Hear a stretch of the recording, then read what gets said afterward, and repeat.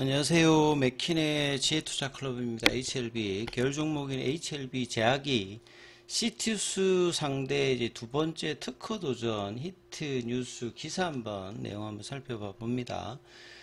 생명과학, 제약, 테라피틱스, 글로벌 차트 흐름도 살펴보고요. 이노베이션 관련해서 저기 질의하신 분들도 있으셔서 이노베이션 차트도 한번 살펴보도록 하겠습니다.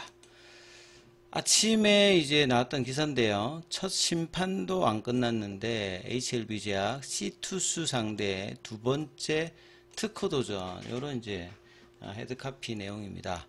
자, 우선 판매 품목 허가가 10월에 풀린 시투스로 되어 있는데요.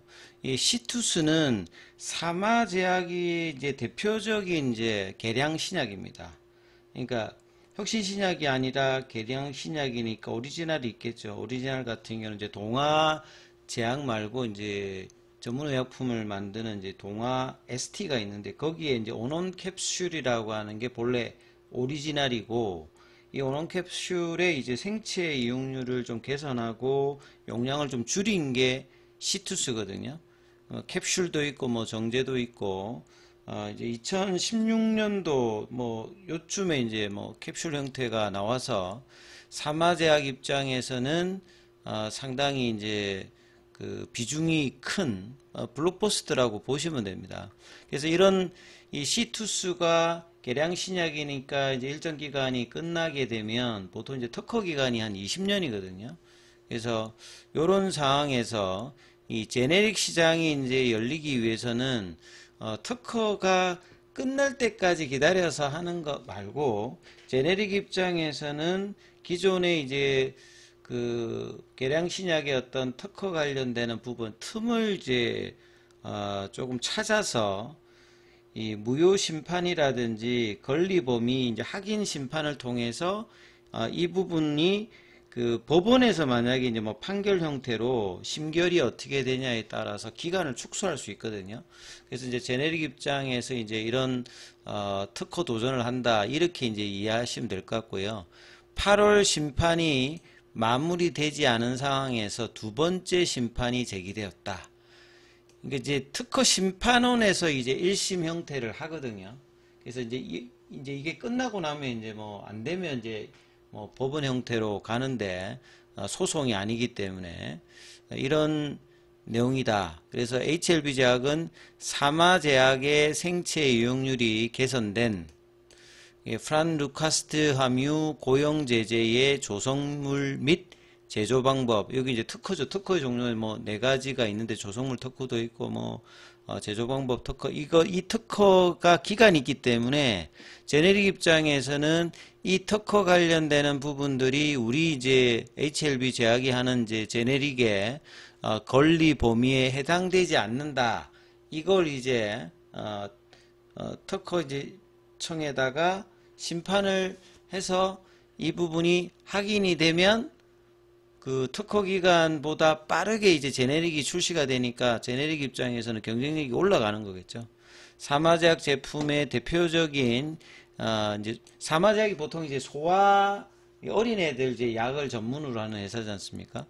여기에 이제 소아의 천식이라든지 비염 치료제 시투스 정 본래는 이제 캡슐인데 정 형태로 이제 바뀌었는데 이 특허가 당초 2015년도에 그러니까 나왔다라고 봐야 되겠죠. 20년 정도가 이제 특허 기간이니까 2035년 6월 1일에 만료 예정인데 제네릭 입장에서는 이 부분을 좀 들어가서 이거보다 빨리 이제 출시되면 경쟁력이 있다 이 말이다고 이해하시면 되겠죠. 그래서 HLB 제약이 권리 범위 확인 심판 제네릭 입장에서는 이제 심판이 두 가지가 있는데 이거 말고 무효 심판도 있습니다. 무효 심판. 아예 이제 오리지널 형태가 무효다. 이렇게 이제 심판을 요구하는 것도 있고 권리 범위 하기는 자기 약이 오리지널의 어떤 특허에 해당되지 않는다. 해당되지 않으니까 제네릭을 빨리 낼 수 있다 이 말이겠죠. 특허가 끝나기 전에. 시투스 같은 경우에는 올해 상반기에도 원외 처방액 그러니까 병원 안에서 이제 그 조제 창구에서 하는 게 원내 처방이고요. 그 일반적인 경우에는 의사가 이제 처방전을 주면 약국에 가서 이제 약사한테 약을 받는 게 그게 원외 처방액입니다. 보통 이제 약을 받는 사람 입장에서 보면 원외 처방액이 자가 부담액이 좀 낮죠. 예. 그래서 222억이라고 하면 국내에서는 이제 사마제약 입장에서 블록버스터입니다. 과거에는 이제 100억만 넘어도 블록버스인데 요즘에는 여기 한 1000억 정도가 되어야 블록버스인데 사마제약 입장에서는 메인 품목이죠. 항알러지기제 제제임에도 불구하고 기관지염에도 효과가 있고 장기 안전성 데이터를 갖추고 있죠. 코로나 때도 이제 C2수가 쓰였습니다. 그런데 시판 후 이제 조사 PMS 대상이 아니라는 거. 그러니까 허가받고 난 다음에 이후에 이제 뭐 추가적으로 그 실제 리얼 데이터를 이제 보는 대상이 아닌 거. 그 다음에 1월 달에 우선 판매권을 보유한 4개 제약사의 제네릭 출시 이후에 후발의 후발 제품까지 등장해 제네릭을 확보하기 좋은 환경이다. 그래서 11월 달에도 시투스가 요 밑에 보시게 되면 제네릭이 이제 들어오면서 점유율이 계속 떨어지죠. 나머지 이제 비중만큼 제네릭이 커져 있는 상태. 요 이제 11월 2주차에 보시게 되면 오리지널 점유율이 그 제네릭이 들어오고 난 다음에 올해 1월 달에 비해서 이렇게 그 제네릭이 치고 올라오는 부분들을 이제 보실 수가 있습니다. HLB 제약이 이미 동일 특허에 대해서 동일 취지로 8월 달에 소극적 권리 범위 확인 심판. 그러니까 권리 범위 확인 심판도 소극적인 게 있고요. 적극적인 게 있습니다. 이 적극적인 권리 범위 확인 심판은 그 오리지널사가 하는 겁니다. 오리지널사가. 이 소극적 권리 확인 심판은 제네릭사가 하는 거거든요. 그러니까 HLB 제약은 이제 그 제네릭 형태로 하는 거니까 소극적 권리 확인 심판을 특허 심판원에 제기했다는 것이 흥미로운 지점이다.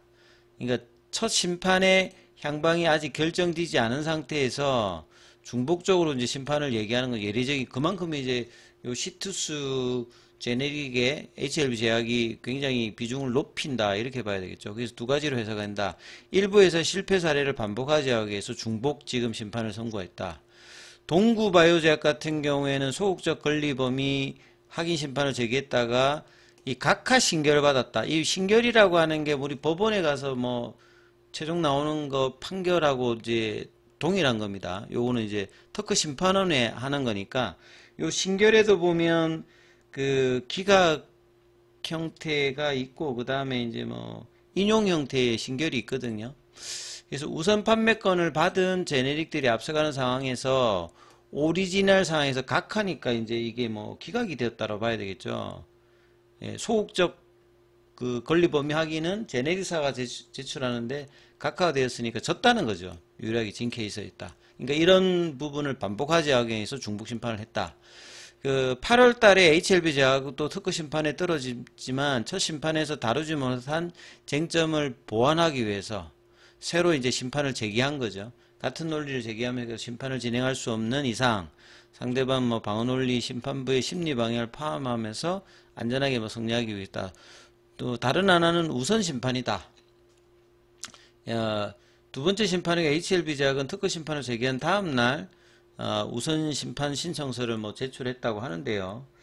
그래서 후발 제재들이 나와서 관련 제약사 영업하기 때문에 감안하면 시급성이라든지 중대성을 빨리 해야 된다. 왜냐하면 경쟁자가 지금 있으니까요. 지금 보시게 되면 오리지널 말고 지금 하나, 둘, 셋, 넷, 다섯, 6개가 지금 들어가 있지 않습니까?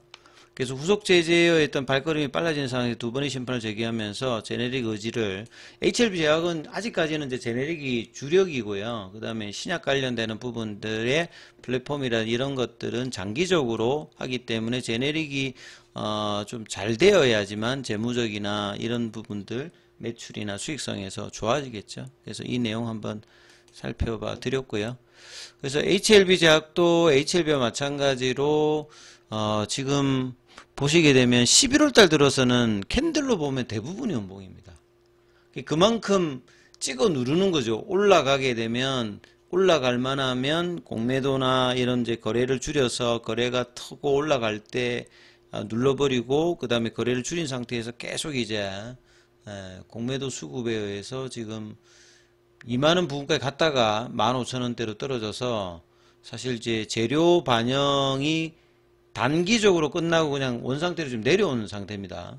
11월 달에 나왔던 이 11월 3일 저녁에 나왔던 그 재료가 다시 그 LMR 관련되는 부분, 자금 유입 관련된 확인을 했음에도 불구하고 다시 갭을 메꾸면서 내려와 있는 부분이고요. 생명과학 같은 경우 어제 21선 깨고 난 다음에 오늘 음봉이 나오면서 추세 전환이 일봉상에서 다시 나와버렸습니다. 아쉬운 부분이죠. 그 다음에 이제 테라피틱스 같은 경우에는 그 볼린저 밴드 하단 부분에 붙여주는 뭐 캔들이 거래량이 여전히 없는 상태에서 나왔고, 글로벌 같은 경우에도 어제 20일 평균이 떨어졌는데 오늘도 떨어졌죠. 이노베이션 뭐 질문하시는 분이 있는데, 이노베이션 같은 경우는 장기적으로 좀 봐야 된다. 월봉을 보시게 되면 여기 고가가 7,000원이니까 뭐 700원, 1,400원, 그러니까 바닥권 가격에 뭐 있다라고 봐야 되겠죠. 예. 8월 달에 1,460원에서 한 2,020원까지 한 여기도 한 50% 올라왔다가 다시 2,200원대에서 한 30% 이상 지금 다시 또 빠진 어떤 흐름인데, 그 카티 관련되는 부분들은 대부분의 임상 결과가 2028년도 정도 나옵니다. 국내에는 이제 뭐 큐로셀이라든지 최근에 뭐 앱클론 이런 종목들이 이 카티 관련되는 부분으로 흐름이 괜찮죠. 앱클론 같은 경우에는 이제 6,800원에서 3만원대까지 거의 지금 한 4, 5배 정도 가까이 급등하고 있는 모습이죠. 앞에 관리 종목을 달고 있습니다만 카티 관련되는 부분.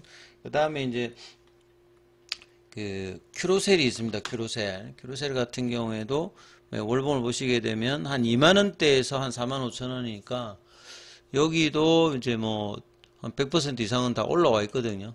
그리고 이제 이노베이션이라고 봐야 되는데, 이노베이션은 HLB 종목에 들어가 있기 때문에 바닥권에서 전혀 뭐 이렇게 반영을 하고 있지 않습니다만, 이 카티 관련되는 부분이 2028년도 기점으로 그 임상의 글로벌 빅파마들의 결과들도 나오고, 그 다음에 이제 메리스모 같은 경우는 내년 초에 이제 발표에 따라서 영향을 받을 수 있기 때문에 이노베이션은 장기적으로 일단은 봐야 됩니다. 2026년, 27년, 28년이니까 한 3년 정도 보시게 되면 HLB의 초기 국면이다. 과거의 2014년도, 2015년도 이런 지점이라고 이해를 하시면 될 것 같습니다. 자, 장중에는 무료 텔레그램 방이 운영되고 있습니다. 링크되어 있는 부분 확인해 주시고요. 입장 문의는 문자 남겨주시면 안내해 드리고 있습니다.